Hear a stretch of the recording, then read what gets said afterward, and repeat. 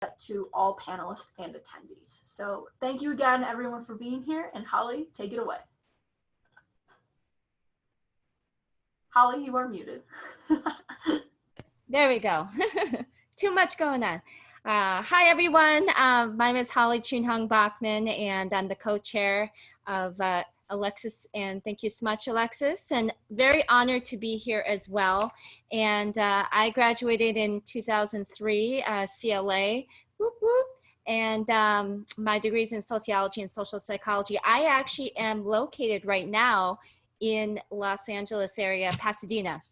So very warm here, but it's I'm cooling off with you guys. So and so with that, just wanted to welcome everyone. I don't think we have the hand feature, but for those who are maybe familiar with MCAN, or maybe this is your first visit, let us know.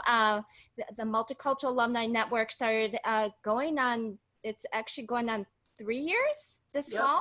Wow. So time flies. And we're honored to have actually our host, our event host, Sergio, who you'll be hearing from along with our other awesome panelists. But we did our launch event at his venue, and it was a great success. We held it on United Nations Day. And our goal really with the Multicultural Alumni Network is really to bring together alumni of color, both for students, staff and faculty on campus and beyond. And you're gonna find out the beyond part here with our panelists about how they've, took their education, but also their passion and dreams, and have turned it into making some money, but also making a difference. And so with that, want to make sure we have enough time, because we have a Q&A. I definitely want to have all of you have the opportunity to learn and be inspired, and learn all these stories, but also, like Alexis mentioned, how we support. I do want to make a quick shout out to our awesome UMA staff, Steve Davis. He's going to be helping us moderate the Q&A and chat along with Alexis. So Steve, hi. So with that, yeah, there he is. So again, we're honored for today is MCAN Mondays. Again, our goal is to really, figure out how we can connect and support. And just a little quick backdrop of how we came up with this topic. Well, just even overall is how we can keep consistency of being in touch with one another. And so we've created MCAN Mondays, which is going to be monthly. So we encourage all of you to think of ideas, topics, speakers. Let me and Alexis know so we can facilitate that for next month's gathering. But with supporting BIPOC businesses, and for those that aren't familiar or know what BIPOC is, it's for Black, Indigenous, people of color. And was really inspired of not only wanting to support our fellow alumni of color, but also with the recent protests and the murder of George Floyd, and the whole kind of, waking up, and the whole social justice globally, and with the pandemic, we wanted to reach out to our fellow alumni and also business community to figure out how we can uplift and support one another, and just learn about the journeys, even within the last couple months, to how maybe the pandemic, or even how the George Floyd protests have impacted, but also the overall journey of how we can inspire our next generation of alumni. So with that, I don't want to keep going here. We're going to introduce our panelists individually, and then they're going to share their story, and then we'll open it up. And again, as Alexis mentioned, feel free to use the chat with any comments, questions, and then we'll bring it live as for dialogue with all of our panelists, and we want to hear from all of you as well, because we know that there's probably a lot of business owners and also fellow alumni, and we would love to know where you are all located too. But so thank you for joining us. And with that, we would love to introduce Alex Steinman, and we are so honored to have you. And let us know where you are based, and we look forward to hearing your story. Sure. So just for a quick intro, I'm Alex. I'm the CEO and co-founder of the Coven. We're based here in the Twin Cities. We have 2 locations, one in Minneapolis, one in St. Paul. I'm based in Plymouth, so western suburbs, if you're familiar. Didn't go too far, but grew up here in the northwest suburbs and kind of landed right back where I started, which is great. I graduated in 2011 from the School of Journalism. Now the Hubbard School of Journalism and Mass Communications, when the acronyms just keep getting longer, but for the degree in strategic communications.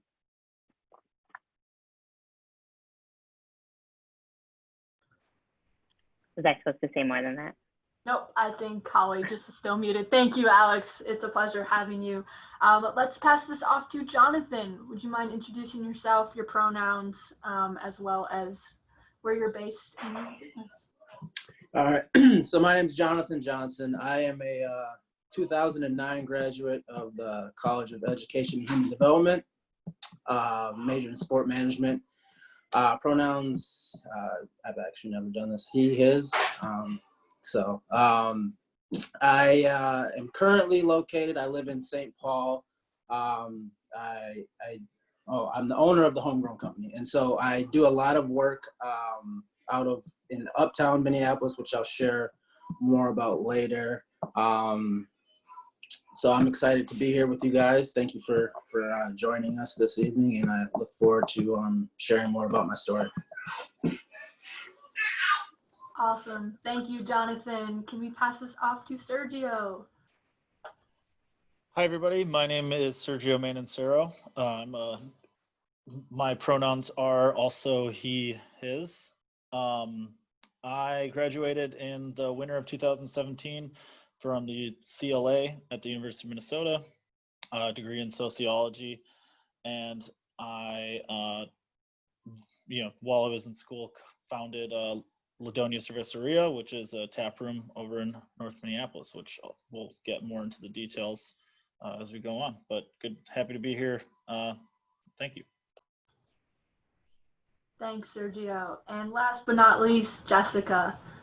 Hi, everyone. My name is Jessica Chung. I go by she, her, and I run my small business, which is Pretty Prints and Paper, out of this here 10 by 10 apartment. So that's where I'm located in Minneapolis, near the convention center. And yeah, we'll get more into the story later, but I'm happy to be here. Awesome. Thank you, everyone, for introducing yourselves. So we'll kick it off with the very first question, kind of tying into that introduction piece. And so that's, tell us about your business and your journey to its opening or beginning. And so this doesn't have to go in any particular order. You also don't have to answer every question, but we can kind of just go ahead and I'll leave it at that and let whoever wants to pick that up take the lead. Well, I can start so that we don't all jump in on each other. So the Coven started about 2 years ago. There are 4 co-founders, so we all met in the advertising industry at various agencies in the Twin Cities. It's a very creative area, and we're working on diversity and inclusion, not only just our day jobs, but also working on diversity and inclusion within the industry, helping get folks of color and women, not just into the industry, but into leadership positions. And while we got a lot of like high fives and like accolades from folks who were like, that's good, you should keep doing that. We didn't get any dollar investment, like surprise, surprise, in both our work, but also in the growth and development of women and people of color. Oftentimes, they get in as interns and then leave, or women in particular, all women in particular, will get to a certain level, have kids, and then have to exit. And so that was a huge red flag for us. And so I helped found an organization called Minneapolis Mad Women, which is a nonprofit. It still exists, which is amazing. Was the president of that for a while until I left the industry to start the Coven. The 4 of us believed that there was another world out there that we could create that was truly an inclusive space, an intersectional space for folks who wanted to be seen and heard and validated and feel like they could show up as their whole selves or whatever version of themselves comes to the door every day. So we're a co-working space and community space for women, non-binary, and trans folks. We're very specific on kind of which lived experiences we prioritize, although we are all genders and open to everyone, and we have lots of great male allies as well. And so, yeah, we opened our first location in Minneapolis. We crowdfunded to raise our first bit of funding. None of us are like independently wealthy or, you know, sitting on a gold mine or anything. So we crowdfunded. And I had done that before in my previous job with other entrepreneurs, and I was like, no, I don't want to do that at all, because I knew how hard it was, but I had the expertise to do it, and we know how to tell a good story coming from the advertising industry. So like, there's one good thing about the advertising industry, and I will give it that, just the one thing. So we ended up crowdfunding about $350,000 on a platform called I Fund Women to open our first location. And we ran basically a business on like pure cash for the first year, which I wouldn't recommend, but is also pretty awesome. And from there, grew our 150 founding members that we opened our doors with to over 1,002 locations in the last year. Since the pandemic hit, we had to close both of our locations temporarily to be safe and hope everybody is safe. But we were able to turn around a digital membership within 24 hours of closing. We didn't have that available beforehand. We offered about 2 to 3 events and programming before we closed that were all around personal and professional development. So everything from how to start a business to how to ask for more money in your career. Everything is really oriented towards helping women to step into their power. And from there, we're able to do 2 to 3 events a week while we were open to 2 to 3 a day since we've been closed. And so keeping our community engaged. We doubled our membership in about 4 months that we were closed, and so we've now reopened. And so we've got about 50% capacity, and yeah, we're doing the best we can. It's been a wild ride. I don't sleep much. I was just telling everybody that I was like feeling really weepy today, likely because I haven't slept in 4 months. It's like having a toddler is starting a business. So maybe I'll pause there because I'm sure there's more questions to dig into the business. But. Thank you, Alex. Differently, I fell into it. Even though I went to Carlson School, I was a marketing major, I never really identified with being a Carlson student. And I went to grad school for higher education, and so I could work with college students, and never once did I think about myself as an entrepreneur or a small business owner. And when I started working full time, I realized that I spent a lot of time in my job, and I needed a hobby. And I used to letter and do artsy things when I was a kid. And so I reached back kind of into my own interests and rediscovered kind of that artistic side. And so I started doing my own artistic journey, and I documented it on Instagram, and I named it just something different because I don't think my friends really signed up for that. So did something on a different account, and it just started growing, and it slowly then became a blog, and then became a YouTube channel, and became, I taught classes, and now I sell art and do stuff mostly online and through different channels like the Alumni Association Market and other things like that. So on a different end of the spectrum where I don't have a brick and mortar, I do everything online and on social media. And it has been quite a journey, and I might be a workaholic, but you know, aren't we all a little bit right now? So I think it's in an interesting place, and in the art space, it's really fascinating to see how we've responded to the George Floyd, Black Lives Matter movement stuff, and how we have been more vocal about where we stand and what our values are. And that's been kind of the main thing that's happened in COVID. The company that, I think I just saw this in the chat, but the name of my business is Pretty Prints and Paper. So that's a little bit about me. Thanks, Jessica. All right. So my name is Johnathan again, and I am the owner of the Homegrown company, which is a lifestyle brand dedicated to the places we call home. Much like Jessica, I didn't set out to be a business owner. I just had an idea of a t-shirt for myself years ago, in like 2013, I believe, is when I first kind of developed the first rendering of my logo. And I just wanted to find, I was spending a lot of money on Ralph Lauren clothes, and I just wanted to find a way to stop that. And I just had an idea, like, what can I do to kind of promote, you know, the things that I love. And I am extremely passionate about the state of Minnesota, our sports teams, my university, the University of Minnesota. And so I just shot off a quick little drawing with the word homegrown to a friend who's a graphic designer. And I was just telling him that I wanted it to kind of have some roots in it, because, you know, I feel like Minnesota is really plays a huge part of my mannerism, my characteristics, my personality, my drive. And so I just wanted to find a way to showcase that to others. So I put it on a shirt, wore it out to a day party, and when I was getting such positive feedback from people of all ages and colors, I was like, whoa, I might have something here. And so knowing that the pride that I have in Minnesota, I was like, well, everyone probably has that for their hometown. And so I asked my designers, like, well, can you do this for all the states? And so got that rolling.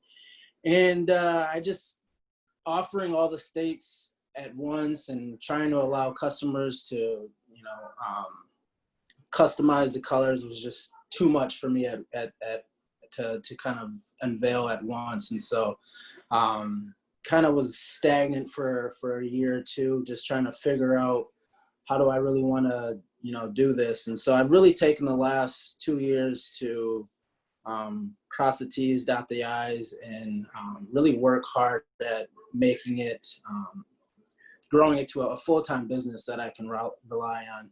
And so that's kind of the stage I'm at now. I finally know what I want it to be. I finally feel like I know what customers expect of an apparel brand. And so I'm excited to really attack. The spring and summer was supposed to be kind of big for me, but, you know, due to COVID, things got shut down. And so I'll just wait for stuff to keep opening up and keep trying to grow it. And so, yeah, I'm just excited to share more about what I'm up to with you all. So I appreciate you for listening. Thanks, Johnathan. Appreciate you being here. So my business is a brewery. Back in 2014 is when me and my buddy really sat down for the first time, started talking about craft beer and the desire to start a brewery in the Twin Cities. I grew up as first generation Latino of both my parents are from Uruguay in South America. And so what I noticed was when I was going to tap rooms back here in the Twin Cities, I didn't notice a lot of Latino people at the tap rooms. And so trying to dive into the reason behind that, because I knew those people lived here because I grew up with them. It seemed to me like there wasn't a space that was, you know, dedicated to being that kind of inclusive space or being that entry level point into the craft industry. So we set out with our own money to hire a branding company and come up with the Doña brand that is all over our t-shirts and stuff today. We contract brewed beer with a credit card that we took out, buying 500 cases at a time. And then I bought an NV200 cargo van with no windows that was a real bummer to drive around in college. As the beer delivery van, and I just sold beer to liquor stores and restaurants and bars and tried to make it work. And it gained a lot of traction, and really quickly. And I was delivering beer between classes, and I was working, 4 jobs as a student, and things were pretty crazy for a while. And then we kind of took a chance on pitching the idea to an investment partner who helped support us get an SBA loan. And now we have a 10,000 square foot brewery and taproom space in North Minneapolis. It's been in operation now in September. It'll be in operation for 2 years. And, you know, much like Johnathan, 2020 was going to be a big year for me too. But COVID kind of stood in the way of that. But I think that things are, you know, I have a positive outlook on where things are going to end up, and I'm excited for the future either way. Yeah. So that's a little bit of my story on Doña Cervecería and where we're at now. And actually, we can maybe go right back to you, Sergio, and maybe the rest of you, because you did touch on kind of the pandemic. You shared a little bit earlier in our pre-meeting. How have you pivoted with the business, especially with those that are brick and mortar, but also even with the pickup of your business with Jessica too? But Sergio, you shared about a new partnership and with, you know, the soccer and just how that is going. Yeah, so coronavirus, you know, March, I was in Uruguay visiting family. I flew back March 12th and then laid off all my staff the following Monday, which was tough to do, but being shut down, you know, fully by the government was something that we had to adhere to. So right away, so I laid off all my taproom staff, but I could hold on to my head brewer and my assistant brewer. And between the three of us, we manned the bar selling off-sale beer we went from March 17th until June 1st doing off-sale beer. You know, I think I had 4 nights of the week and they split up 3, and we each helped do a bunch of different things, and kind of that pulled us through. And, you know, we did, and a lot of people came and supported us, which was really great. And, you know, and luckily a lot of the government programs that came out, we were qualified to accept. And so I spent a lot of time applying for loans and reading through, you know, making sure we weren't setting ourselves up for failure. And it's been a crazy summer. I mean, even, you know, then June 1st, we started being able to bring everybody back at 50% capacity. And, you know, it's been hectic keeping up with a lot of the law changes and a lot of the, you know, things change day to day. Last week on Wednesday, I was going to no longer be able to do counter service. And then on Friday, I was able to continue to do counter service. And so I really have to give a lot of credit to, you know, my staff that stuck around to get to come and we're welcoming to take their jobs back and are able to roll and be flexible with the punches like the rest of us. And yeah, I owe them a lot of credit to the success of things. You know, even at 50% capacity, we're starting to see things trend up in the tap room. And then we also had to start canning beer a lot faster than we had planned on. And so we're doing cans now in liquor stores, and that's also going well, which is, you know, just real lucky.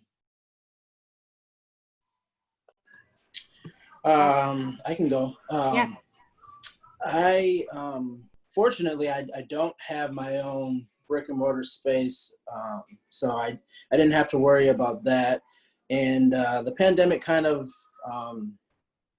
pushed this online retailer selling thing a little harder or faster than it's been kind of moving towards that way anyways. And so for me, it was just a bummer because I was invited to have some space downtown selling in the IDS Center for the spring and summer. So that was a bummer, but it also has given me the time that I've needed to get other things lined up for moving forward. I'll be moving into a space in Uptown, kind of a permanent location to start to handle some of my own printing of my garments. And so it's been good and bad. It's been good because I've been able to my brand, the logo is very flexible, so I can incorporate social cause issues into it. And so I've got a Black Lives Matter version that's sold really well, and because I do offer all the states, the website traffic has been, you know, still steady. The U of M is my #1 customer, and so they still order, and so it's been keeping me afloat.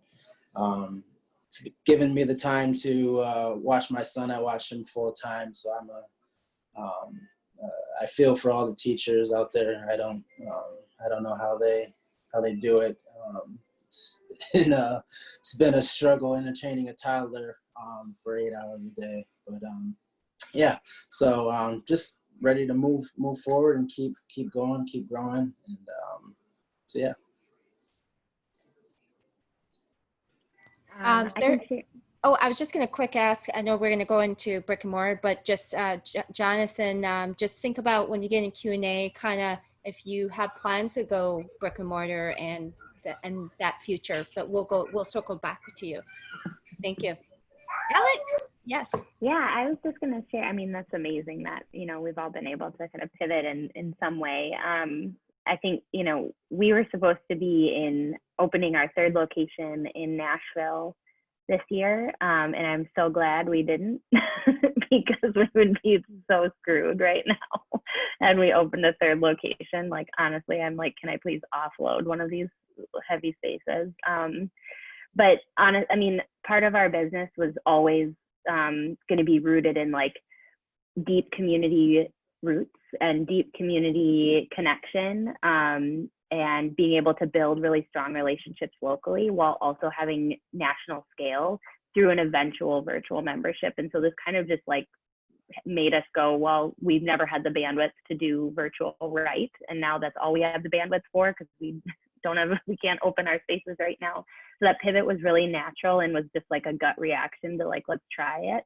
And we immediately like had members from all over the world who were able to engage with us. And so, now there's a lot of challenges that come with that too, of like time zones and how do we keep people engaged. We do a lot of really local programming. And so like having somebody from, Scotland while we're talking about local like politics, like it's a little challenging of like, how do you keep everybody really engaged? But as we kind of move forward, it's really pivoted us into like exploring like new virtual platforms, how we both can sustain a physical and a virtual space, and kind of has obviously restructured how we think about global expansion. And our expansion plan is really through the middle and southern parts of the country, moving through underdog cities that need it most. And so we're looking at places like Nashville, like Denver, like Atlanta would maybe be our biggest city. We would probably not go to a Chicago, but wanting to go to places that like really, really need it, need community, need spaces like this. It's a lot cheaper to do business in the Midwest and in underdog cities. And so we kind of have found a good niche for ourselves. And so I see like the future, the long-term future. And I also see like 2021 as something that feels like a decade from now. And so just don't know what that's going to look like. But I feel really positive, like Sergio as well, that, we have a really strong team. We got to keep all of our team together. We did get PPP funding, which is awesome. And we're waiting on our EIDL now. And so there's like a lot of things that, we've kind of been really lucky to get. But I also feel like, if we had to close again because of a surge, I also, 3 of my co-founders, we all have kids. And so we have to figure out what the fall looks like with all of us having to make sure our kids have some sort of education. So it wasn't something that we thought of as an entrepreneur that we would ever like hit this big of a road bump. I mean, we had like a rainy day fund, not like a rainy 4-month fund. So I don't know, it's a lot of unknowns, but I feel really hopeful that we'll figure it out. Thank you so much. You could create the Coven Kids Corner. No, we do. You know what? We do have childcare in our St. Paul location. Okay. So that's a great offering, and we have like tutoring that you can order in. So I mean, it's awesome. It's a great service, but it's also like all parents are like, "What are we doing?" Yeah. Thank you. So yeah, Jessica.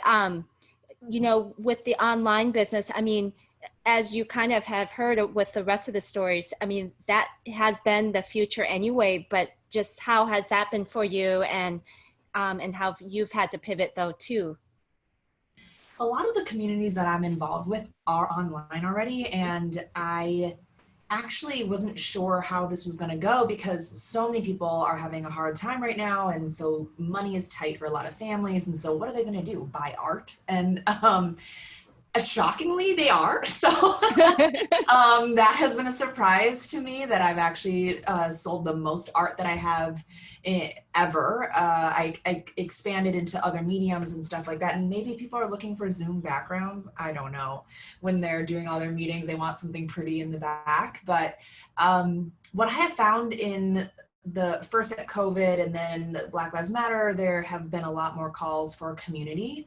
And so a lot of the artists, a lot of the people who are on these platforms are looking for ways just to support each other. And I think more than ever, we realize just how many faces there are behind small businesses and how we all have power over where we choose to spend our money and who we support. And there are so many people around us that could use that support directly and keeping the dollars in the community. And so that has really given me a new commitment to shopping with local folks, and it takes a little bit more time. It costs a little bit more money in some cases, but like in order to connect with others and support each other and promote things, and have a short list in my phone of all like the favorites that I have of BIPOC businesses. So it's really given me enthusiasm around just supporting the other people that are in my community.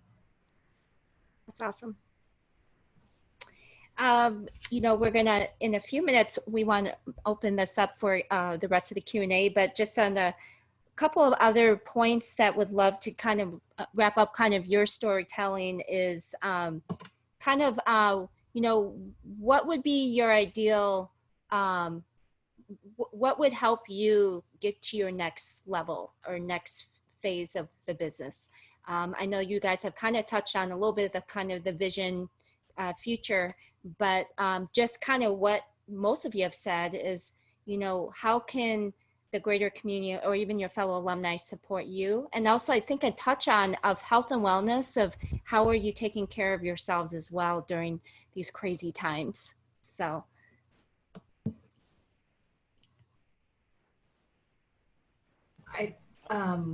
Sorry, go ahead.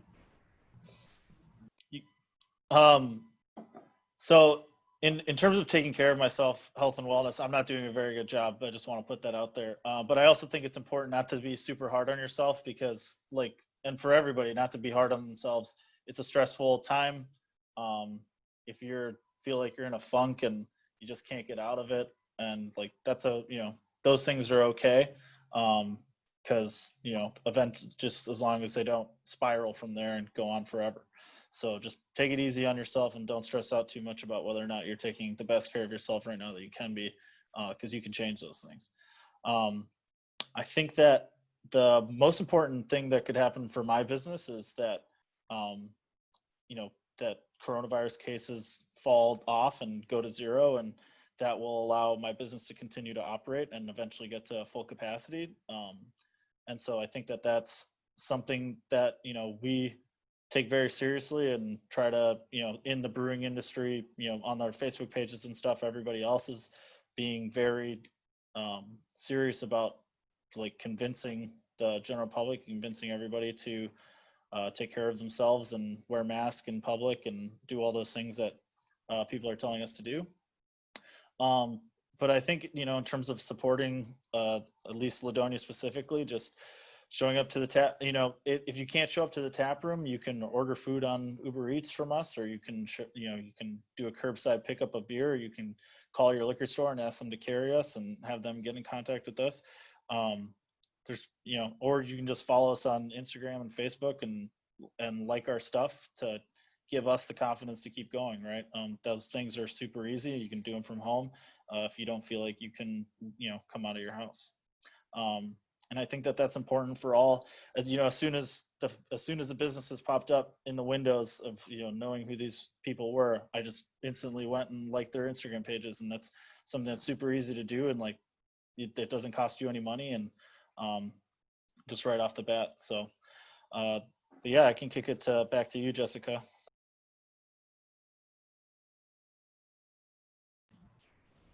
I'm gonna process my answer a little bit as someone else goes. I'll go in. Yeah, I think similar to Sergio, again, like I'm not taking care of myself super well. I work out a lot. Local gym here, Alchemy. Do a lot of working out there, or in my house actually. And they pivoted and have a whole like virtual workout center now, which is awesome. And it's nice because I have kids too, so having they've been working out with me, and that brings me a lot of joy. I also like started. We moved to my house about maybe 5 or 6 years ago, and never really like moved in. Like we had like family pictures we had never hung up, like we had just like stuff everywhere, and never really like moved in. And so over the last like 3-4 months have really taken time to like make our space beautiful, and like bought plants, and like probably spent a little too much money on plants, but as an entrepreneur, like we have no money, but the plants bring me joy, and joy helps me make more money, so there we go. So I think, kind of creating, I would encourage everybody to like create even just like a little bit of space every day for themselves, whether that's like cleaning off your desk, or like just making yourself, I don't know, a warm cup of coffee or whatever in the morning, and just taking a minute for yourself. But again, like, not being too hard on yourself as an entrepreneur. Like sometimes you just have to grind, and like it sucks, and you can't look up until it's done. And so, I mean, that's just kind of the reality of the business. And it kind of rides these waves of like really high highs, and 15 minutes later, like really low lows. And so as long as you're like willing to ride that wave, I think you can probably make it as an entrepreneur with a little bit of grit and ingenuity. In terms of supporting our business, we really prioritize physical and psychological safety in our spaces. And so we make sure that everybody feels like validated when they walk in. It is challenging because psychologically and physically, like this coronavirus has like really screwed everybody up. So, walking into a physical space, even with all of the social distancing and cleaning measures that we have and check-in process, we check temperatures, all of those types of things. Like it gets a little bit scary for some folks who aren't ready to step into our space, which is okay because we do have a virtual membership. And so, and it's really affordable. It's just $25 a month. And so if you're interested in that, it's called the Connect membership. The Coven.com is where you can find it. Share it with your friends. We also have a really accessible option, like the most accessible. It's called our community funded membership. So for every 5 paid members, we gift one to someone in our community.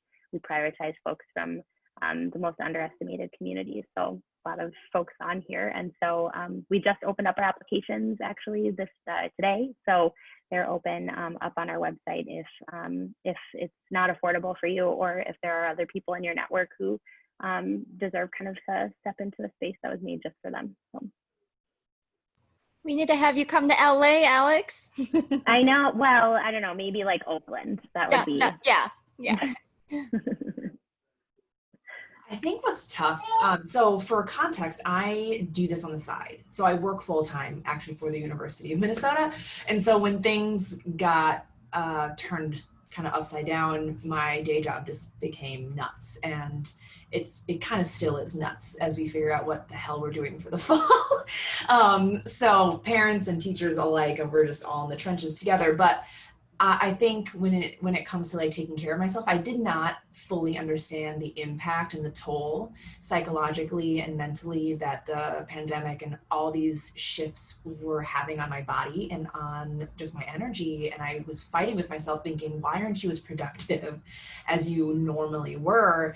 And then you realize that like, oh, capitalism makes you feel like the only way that you're valuable is by like producing economic benefit. So I think the thing for me that's been really hard is trying to be like, step back and think about what it is that you're actually trying to do here, and not just keep working on it instead of like really thinking about what's the strategic way forward.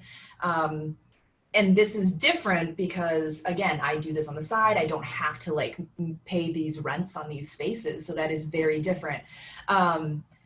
So that's what it is for me, is like trying to figure out a way to translate my in-person experiences. Like I teach calligraphy and I teach art onto an online platform, but not forcing myself to do it just because like everyone else had to quick turn it around, and I want to do it when it feels right for me and listening to myself.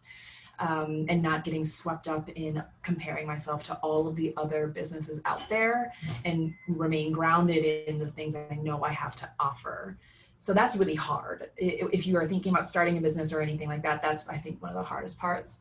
In terms of supporting me, if you want to follow along on Instagram, that's where I'm at Pretty Prints and Paper. And if you're interested in that is what I do in classes, and I talk a lot about personal development and leadership along there as well. I'm sure there's more ways that'll just, you can see it when you see it. It's more like an extension of myself. I don't really like to stick to one thing for just to stick to it. So you can join me along with that, along with the sirens that you hear outside of my window. Johnathan, what about you?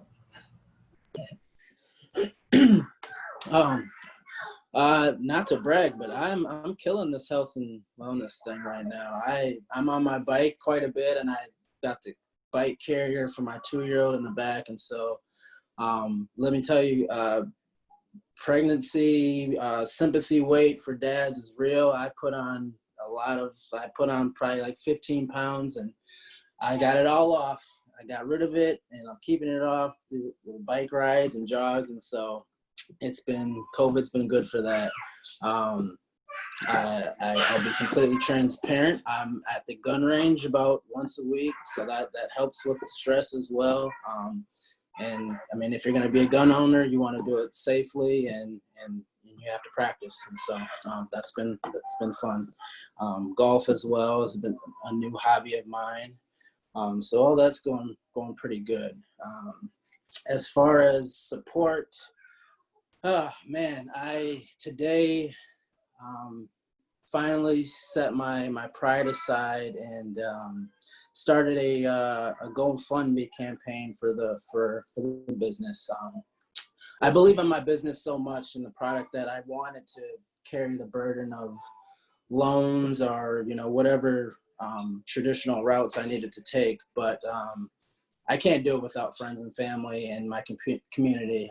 So I need help. I need to raise the money that I need to buy the equipment that I'll need for the space that I'm moving into in Minneapolis. Sorry, my son is, he broke his sunglasses, and so he's trying to get my attention. Anyways, I can share that link. It's also on my Instagram at the Homegrown company. So yeah, I'm just working towards cutting the middleman out and passing on those savings to my customers by doing my own printing. Other than that, please visit my website, repmyroots.com, and just if you want to take the time to shoot me an email and let me know what states, what countries you would like for me to offer. I'll be back. Awesome. Oh my God, that's like so real life. Yeah. Yeah, I feel like that's the about beauty right. Yeah. and transparency of virtual. You get to fully bring your authentic self, and so I fully welcome that. I think that's awesome. Thank you, everyone. We do have a question that we can start from live audience, and so one of the question submissions to all of the panelists was, can the panelists comment on their successes or challenges growing their connections and network of relations to help boost their businesses, keep them afloat, or find ways to explore new opportunities? So our business is really rooted in, like I said, like local connections, and so we're everywhere. And there's 4 of us, so luckily we're able to kind of divide and spread out a little bit. But things like this, like getting our name out there, are really helpful. I will say, in the wake of the murder of George Floyd, we launched a drop site, a donation drop site out of our Minneapolis location. We were supposed to open that week after, and just decided to put that on hold and turn our whole operation, all of our staff. We got a ton of volunteers, and we were able to deliver hundreds of thousands of goods around the Twin Cities in places that needed it, in South Minneapolis and in St. Paul and North Minneapolis. And so we were able to do that because we had such good connections with community organizers on the ground. And so, you know, as a business owner, our job is really to listen to community and understand like what they need. And so it's really about listening. And I think so many businesses right now are just like, they're jumping to do or just say something, just to say it, so that they look a certain way, they look woke, or they did a black square and they're good to go. So for us, it was all about like, we can activate we can use our gift as our space, right? And so that is what we can offer. And we have human bodies. And so as many human bodies as we can put on the street corner. On like the third day that we were open, the National Guard was parked on our sidewalk, where we were also collecting donations. Our building in Minneapolis is right in front of the Federal Reserve. And so they were just like heavily armed, mostly men, standing outside our building, and we kept going. And so in terms of like building connections and things, again, it's about listening to what the community needs and delivering exactly that, and with your magic, with your special gift, whatever it is that you have to offer. Yeah, I answered the question. As someone who wanted to get into the teaching of art and having those conversations, I know that I'm good at it, but other people don't. So I could show them the work that I had done, like on my YouTube channel and stuff like that. So there's ways that you can get your work out there that can just be your portfolio of stuff that people could check out and see online, if that's kind of the realm that you're getting into, and engaging authentically with people. And that's taken me a while, but like over years, I have been at different conferences or different moments, and just being genuine with people and building those relationships over time eventually gets you invitations to do different projects or collaborations. And that's been really, really rewarding. And I actually just got to be a part of a sticker line that's at Michael's stores right now. So that's pretty sick. And that was a relationship that I started like a couple years ago, and just being consistent with putting my work out there, that's been one of the rewards that's happened from that. I would just tie into what you guys just said, with that. I think it's important to take that chance.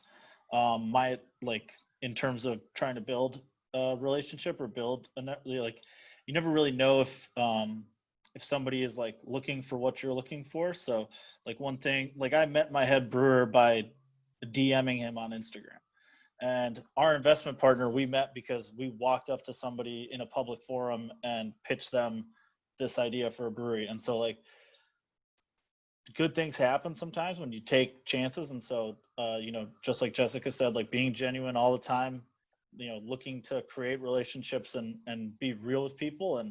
And sometimes, just don't be afraid to send that message or to send that email or to make that phone call, because a lot of times those can be really significant relationships you can build. Yeah, thanks, Sergio. I think it's funny because how we got all of you on this panel was just by word of mouth and reaching out via email, and asking you all to be part of this. So absolutely taking that shot and just saying like, hey, this is who I am. We should collaborate. One question that we also had submitted to the Q&A was, were there any unique challenges that you experienced as a BIPOC business owner specifically that perhaps your white counterparts did not / do not face? I think this is a really good question. Well, so we've been applying for lots of grant opportunities, and one of the, I guess, benefits right now is there's a lot of grants right now for BIPOC folks from well-meaning white people who now have money that they're feeling really guilty about and are just dishing it out. So I actually was on a call being interviewed for a grant process. It was actually like a really easy process to go through. It was through the platform I Fund Women. And it wasn't them who was giving out the money, but a grant partner of theirs. And in the interview at the very end, one of the women asked me, what's it like to work with 3 white co-founders? And I was like trying to understand like what where this was coming, and I was like, I don't understand what the question is. And she was very embarrassed by it, I think, and was trying to like ask that question again and again in different ways. And I think she was getting at like, did you hire 3 people to make your life easier, or did they bring you on as a token? And honestly, like, it was one of like the most shocking questions that I've ever experienced. And so much of my, my 3 partners who are white, we started this business together. It was our collective idea, but I am the CEO and the boss. And so like, it was just like a really weird question to answer. And so I know they don't get those types of questions. Every real estate meeting we have, I'll ask a question and they'll answer. Erin, my chief creative officer, and she's really good. And all of my co-founders are really good about saying like, Alex, ask the question. But it's like all of those little things that come up. And I think our mental health just takes a toll when those things happen frequently, and you have to either like let them roll off your back, or some days they're going to get to you and you got to deal with that too. But I feel like in a really safe space where I can have those conversations openly with my founders and my family and partners and all sorts of stuff. So just random shit, that happens that they don't have to experience.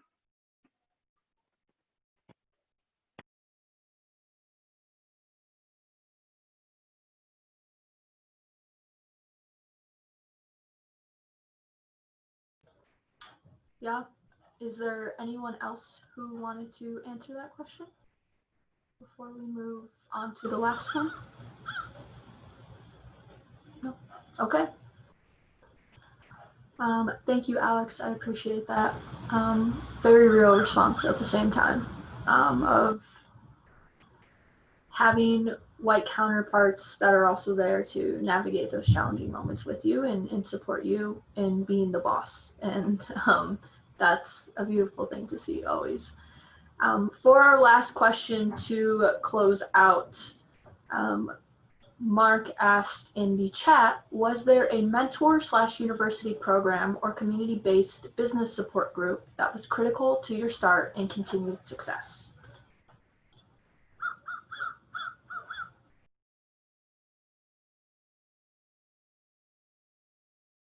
Can you ask that? Or sorry, Jessica's gonna go.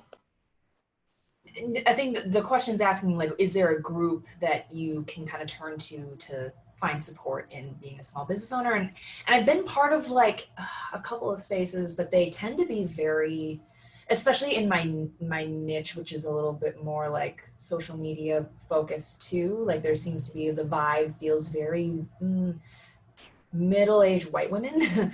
And so I find it hard sometimes to like really connect with some of them and get advice that's not like everybody has to follow the same template.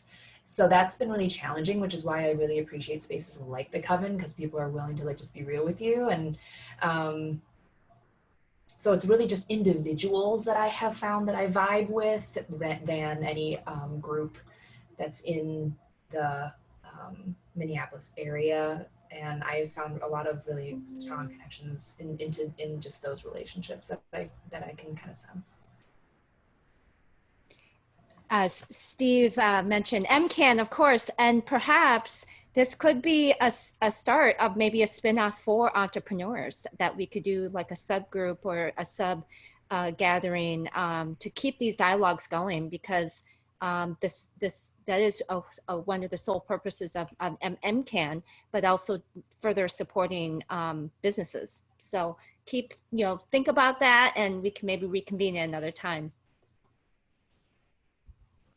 Yeah, absolutely. Sergio, did you want to say something?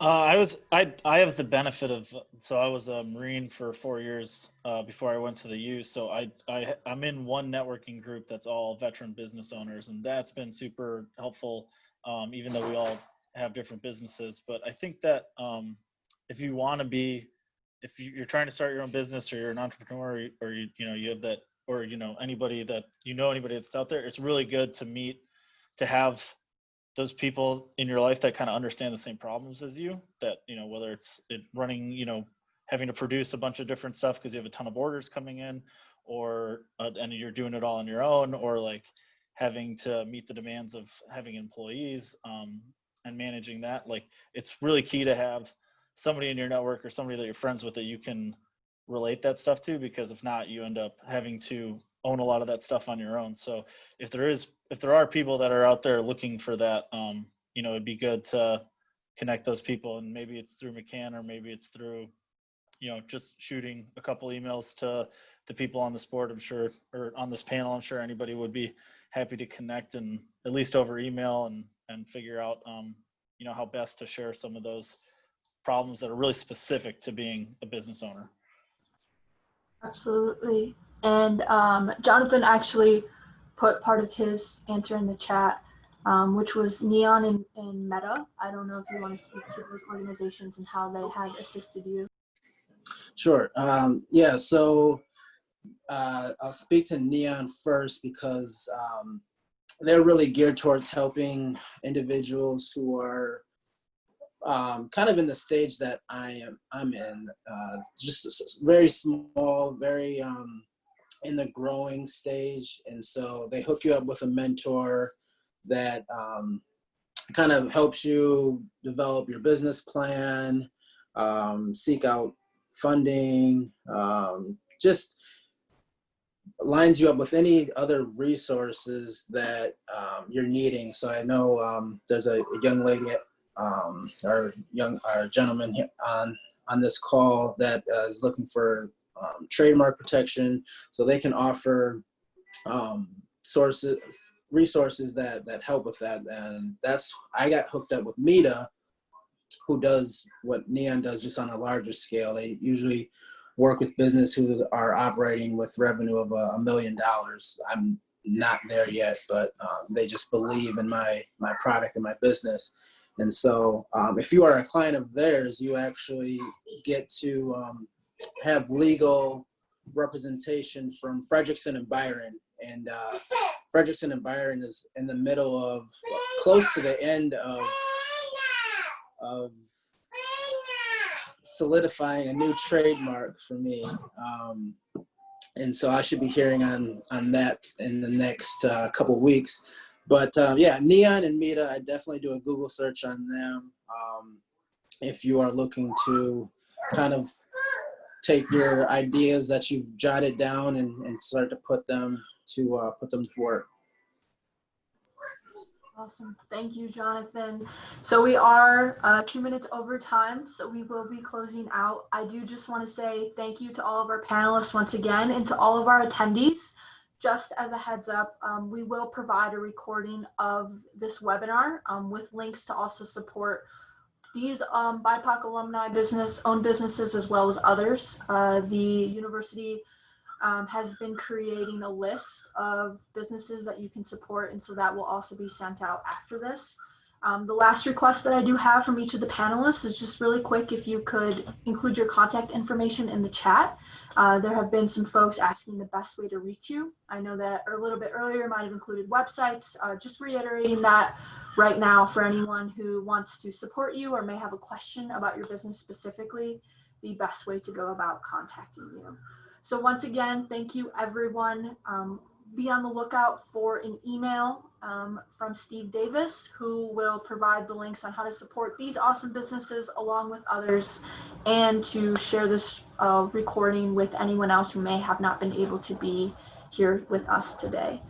So we appreciate all of you. We wish you a wonderful rest of your week, and thank you so much. I just want to jump in quick. One last too is if any of you do have ideas, topics, speakers that you want to provide, we'd love to hear from you for next month and going through the rest of the year of our MCAN gatherings. And then of course, any ideas. I mean, I think this would be cool to start an entrepreneur, you know, meetup or something with alumni under MCAN. But yeah. Thank you again so much, guys. You guys are a rock, very inspiring, and stay safe and healthy. And we look forward to seeing all of you next month. Go Gophers. Bye, everyone. Take care. Bye.